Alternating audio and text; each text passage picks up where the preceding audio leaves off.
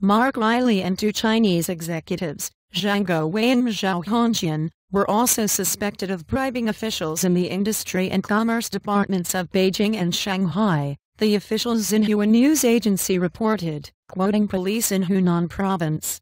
And it is the biggest corruption scandal to hit a foreign company in China since the Rio Tinto affair in 2009, which resulted in 4 executives, including an Australian, being jailed for between 7 and 14 years.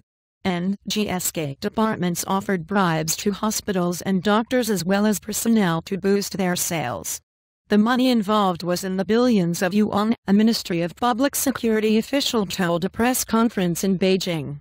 And the charges, which carry a maximum sentence of life in prison in the case of bribery, were seen as harsher than many industry insiders and China-based foreign executives had expected.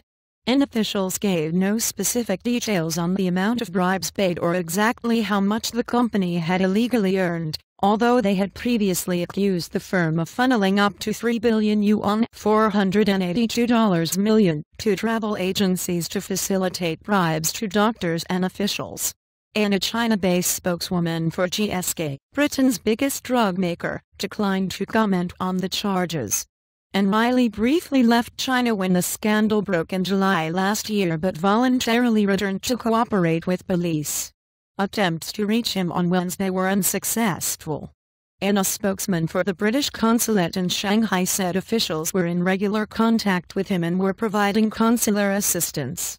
The spokesman declined to comment on the businessman's whereabouts.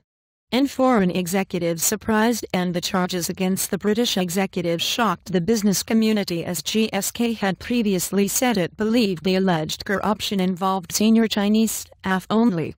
Kenneth Jarrett, president of the American Chamber of Commerce Shanghai, said he was surprised at the strong response from the police.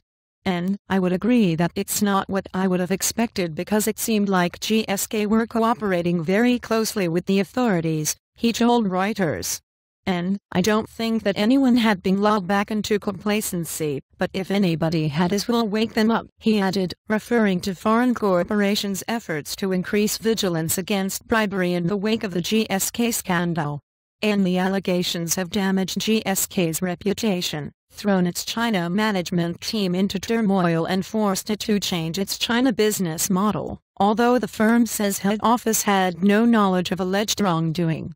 China is a key growth market for large drug makers, which are counting on the country's swelling middle class to offset declining sales in Western countries.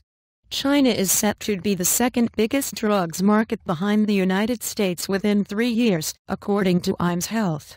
But bribery between sales staff and doctors is rife in the world's second biggest economy, and it remains to be seen whether the GSK case will be a one-off or the first of a broader campaign to clean up the Chinese health sector.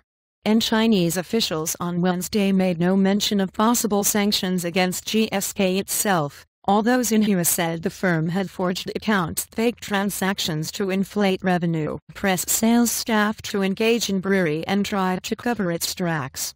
GSK's revenue in China leapt to 6.9 billion yuan $1.11 billion in 2012 from 3.9 billion yuan in 2009, the first year that Riley headed operations, Xinhua said.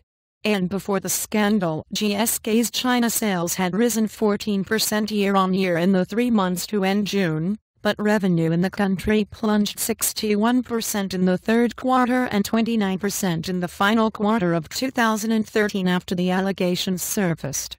The crackdown reflects a growing determination by Chinese authorities to stamp out corporate bribery and corruption, which can drive up prices for consumers. $1 equals 6.2291 Chinese yuan. Additional reporting by John Ruich in Shanghai and Michael Marina in Beijing, editing by Stephen Coe.